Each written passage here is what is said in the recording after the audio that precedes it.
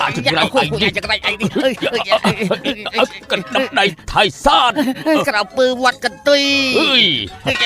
ទាញកាច់ក្រុមបានសបុតទេវតាបេះទៅទាំងដៃជូ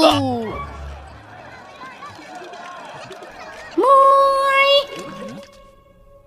ពីរវិញចេញមកលោកទៀតហើយអូយទៅទៅរកកន្លែងពួនទៅដាក់ទុកនេះ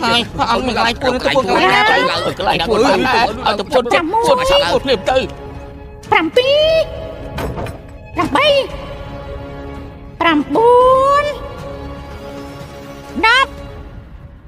10 ហើយនៅ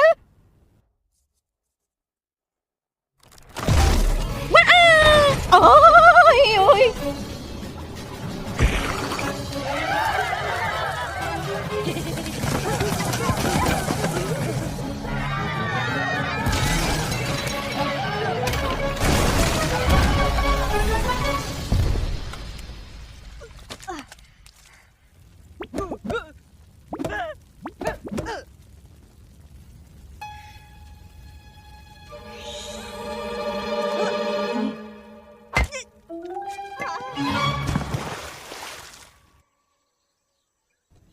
ឈប់ទៅពួកយើងទៅតែសងសឹក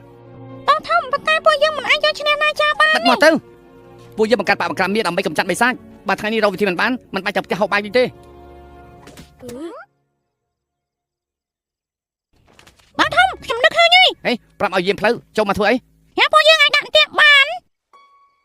ដាក់អន្ទាក់ហ៎ហេគេតាមខ្ញុំអាចធ្វើលើស្ពានទុកជាកង់